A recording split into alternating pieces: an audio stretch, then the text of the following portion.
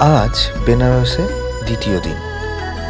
আজকে আমরা site scene ঘুরে দেখলাম। সবার প্রথম সকাল সকাল উঠে আমরা বেরিয়ে পড়লাম সাইট সিনের উদ্দেশ্যে। সবার প্রথম আমরা আসলাম সারনাথ মন্দিরে, যা একটি বৌদ্ধ স্তূপ।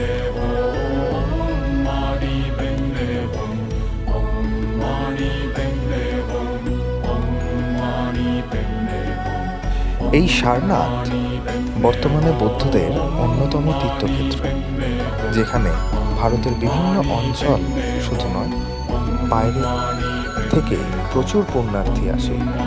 সারনাথে মূলত জাপান, শ্রীলঙ্কা, নেপাল, তিব্বত, থাইল্যান্ড, মায়ানমার এই সমস্ত দেশগুলো থেকে মন্দির এবং বিভিন্ন আশ্রম তৈরি করেছে।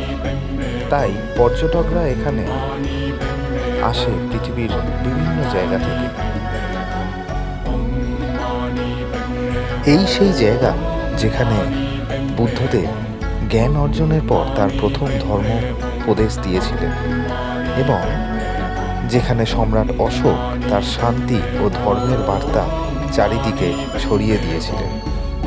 তার বিখ্যাত একটি স্তম্ভ এবং একটি স্তূপও স্থাপন করিয়েছিলেন।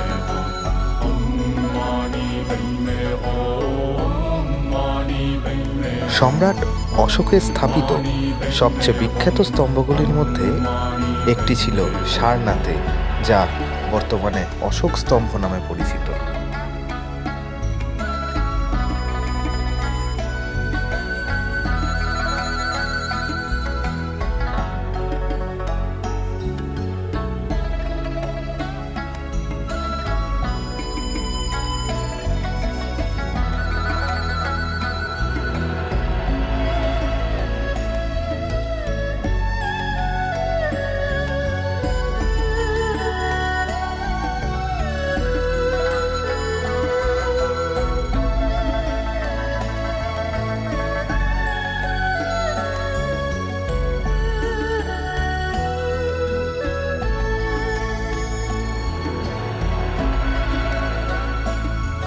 আমরা এবার আস্তে আস্তে এগিয়ে চললাম ধামেক স্তূপের দিকে, যা এখানকার সব থেকে বড় আকর্ষণ।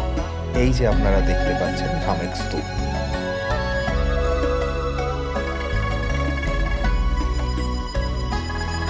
ইতিহাস সত্যি কথা বলে। আমরা বর্তমানে যেখান থেকে হেঁটে চলেছি তা প্রায় খ্রিস্টপূর্ব 250 শতক আগে নির্মিত, অর্থাৎ বর্তমান সময় থেকে প্রায় 2500 বছর আগে জায়গা আমরা এখন ঘুরে বেড়াচ্ছি।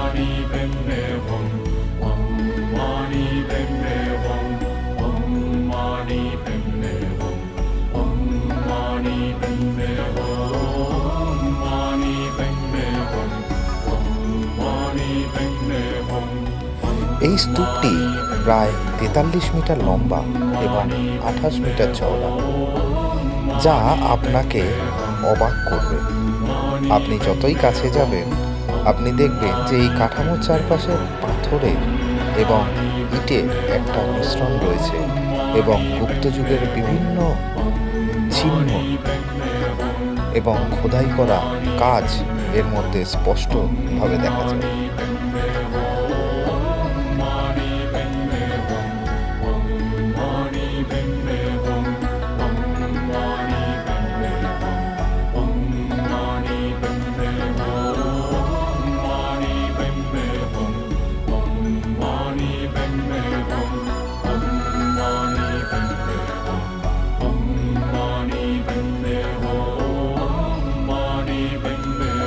আমরাও স্তূপটির সামনে এসে একবার পরিক্রমা করে নিলাম। আশপাশটা সত্যি অপূর্ব মনোরম। দেখুন কাজগুলো কত সুন্দর ও নিখুঁতভাবে এখনো পর্যন্ত যেগুলো বর্তমান রয়েছে। কি অসাধারণ হাতের কাজ!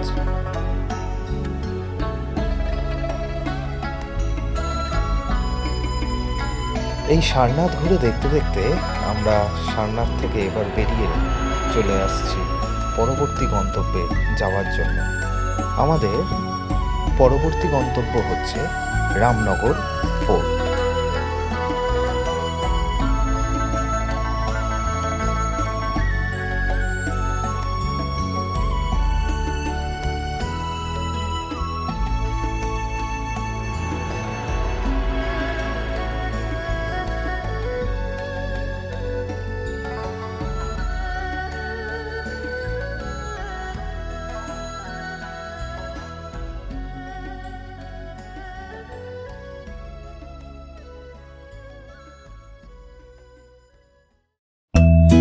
আমরা এবার চলে আসলাম রামনগর ফোর্টে। এই রামনগর ফোর্ট 1750 সালে তৎকালীন বেনারসের মহারাজা রাজা বলবন্ত সিং তৈরি করেছিলেন। বর্তমানে রামনগর ফোর্ট হল বেনারসের মহারাজা অনন্ত নারায়ণ সিংহের বাসস্থান। কিন্তু 1971 সালের পর থেকে বেনারসের মহারাজের এই উপাধি অবলুপ্তি ঘটেছে।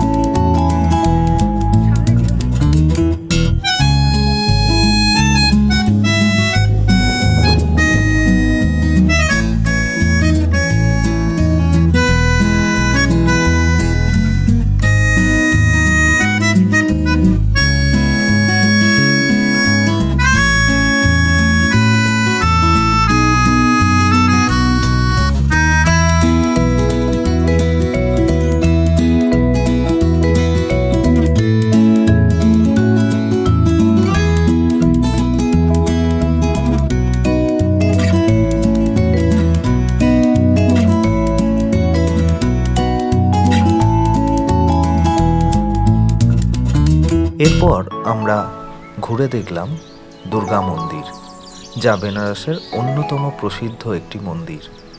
এটি 1800 শতকে নটরের রানী ভবানী নির্মাণ করেছিলেন। তারপর আমরা একে একে দেখে নিলাম তুলসী মানস মন্দির ও হনুমান মন্দির।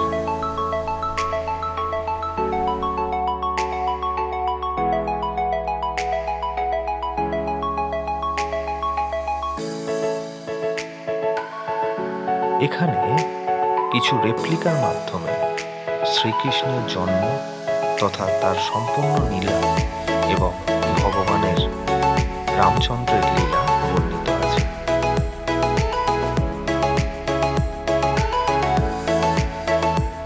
এরপর আমরা চলে আসলাম বেনারস ইউনিভার্সিটি ঘুরে দেখতে।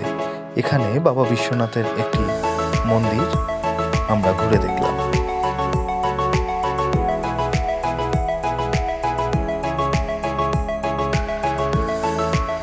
সাইট সিন শেষ করে আমরা পুনরায় ফিরে আসলাম হোটেলে। তারপর খাওয়া দাওয়া করে কিছুক্ষণ বিশ্রাম করে আবার সন্ধেবেলায় বেরিয়ে পড়লাম গঙ্গারতি দেখতে। তারপরে গেলাম আত্মবীরেশ্বর মহাদেবের কাছে, তারপর গেলাম কালভৈরব মন্দির এবং আদি দুর্গাবাটি, এই স্থানগুলো দেখতে।